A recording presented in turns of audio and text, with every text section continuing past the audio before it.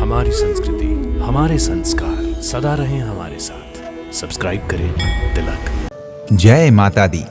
आप सभी भक्तों का हमारे कार्यक्रम दर्शन में हार्दिक अभिनंदन। जम्मू शहर से करीब 22 किलोमीटर दूर झिड़ी गांव में जित्तो नामक एक किसान रहते थे, जिन्हें अब स्थानीय लोग देवता मानकर बाबा जित्तो के नाम से जानते हैं। पहाड़ों की सुंदर श्रृंखलाओं एवं प्रकृति की गोद में स्थित जिस स्थान पर यह मंदिर है, वो स्थान बाबा अघार जित्तो नाम से प्रसिद्ध है।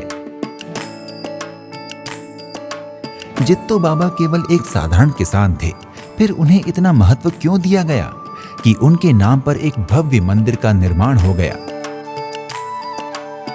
ये जानने के लिए हम आपको बाबा जित्तो की कथा सुनाते हैं। कई सौ वर्षों पूर्व जाजला और रूपो दंपत्ति के घर एक पुत्र का जन्म हुआ, जिसका नाम जीतमल रखा गया। सभी लोग उसे प्यार से जित्तो कहते थे।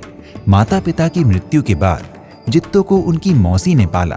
जित्तो जिस बिरादरी से संबंध रखते थे, उसमें मौसी को भी चाची कहा जाता था।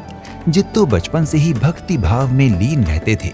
खेती बाड़ी के साथ साथ वो सुबह शाम माता वैष्णो की पूजा करते थे।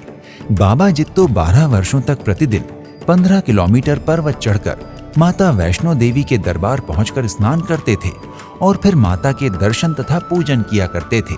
माता वैष्णो ने जब उनकी भक्ति की परीक्षा लेनी चाही, तो उसमें भी वो सफल हुए। तब एक दिन माता वैष्णो ने उन्हें दर्शन दिए और जित्तो बाबा को वरदान दिया कि यद्यपि तुम्हारा विवाह नहीं हुआ है, तथापि तुम्हें एक कन्या प्राप्त होगी जो मेरा ही रूप होगी। तुम अपनी बेटी की तरह ही उसका पालन पोषण करना। भक्तों, बाबा जित्तो के गांव में जल नहीं था, इसलिए अगली बार जब फिर बाबा जित्तो वैष्णो माता के दर्शन पूजन को गए, तो माता ने फिर से उनको दर्शन दिए और बोली, जित्तो, अब तुम्हें प्रतिदिन कष्ट उठाते हुए पर्वत चढ़कर मुझ तक आने की आवश्यकता नहीं है। मैं तुम्हारी भक्ति से प्रसन्न हूँ, इसलिए मैं तुम्हें आशीर्वाद देती हूँ कि अब तुम्हारे गांव में ही तुम जहां चाहोगे वहीं मेरे चरणों का जल बहने लगेगा। तुम वहीं स्नान कर सकोगे तथा उस स्थान पर स्नान करने से और जल पीने से संसार का भी कल्याण होगा। तुम प्रतिदिन मेरे दर्शन भी करना चाहते हो, तो उसके लिए भी मैं तुम्हें आशीर्वाद देती हूँ। अगले ही दिन से बाबा जित्तो जहां भी पर्वत को अपनी लाठी से कुरेदते, वहीं से जल निकलने लगता। अब बाबा जित्तो वहीं स्नान और माता का पूजन करने लगे। एक दिन स्नान करने के पश्चात उन्हें अपनी पगड़ी के बीच में कमल के फूल पर एक नवजात बच्ची दिखाई दी। बाबा जी तो समझ गए कि ये माता रानी का ही अवतार है और वो उस बच्ची को अपने साथ अपने घर ले आए। बड़े ही प्यार से उन्होंने माता वैष्णो के नाम पर अपनी बच्ची का नाम गौरी रखा। प्यार से उसे सभी बुआ कौड़ी कहकर पुकारते थे। बाबा जित्तो की मौसी, जो अब तक बड़ी खुश थी कि जित्तो की सारी संपत्ति उसके पुत्रों को ही प्राप्त हो जाएगी, अब वो कौड़ी के आने से परेशान रहने लगी। बाबा जित्तो की मौसी तंत्र विद्या भी जानती थी और उसने इस विद्या की मदद से घर में कलह पैदा करवा दी।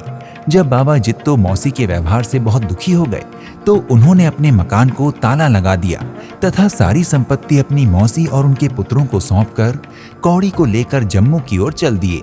यहाँ उन्होंने झिड़ी नामक स्थान पर एक जमींदार से फसल का तीसरा हिस्सा देने की शर्त पर खेती के लिए जमीन प्राप्त कर ली। लेकिन जब फसल पैदा हुई, तब जमींदार के मन में कपट पैदा हो गया और उसने अपने सेवकों से कहा कि सारा गेहूं उसके घर ले चलें। इस बात पर बाबा जित्तो को बहुत दुख हुआ और क्रोध भी आया। उन्होंने अपनी कटार निकाली और गेहूं के ढेर पर ही खुद को खत्म कर दिया। सारी फसल बाबा जित्तो के रक्त से लाल हो गई। कौड़ी को जब इस बात का पता चला, तो वो भी अपने पिता के साथ ही उनकी चिता पर जलकर सती हो गई। इस घटना के बाद से उस जमींदार का पूरा परिवार बीमार और परेशान रहने लगा। गांव के लोग बाबा जित्तो तथा कौड़ी को देव स्वरूप मानकर पूजा करने लगे।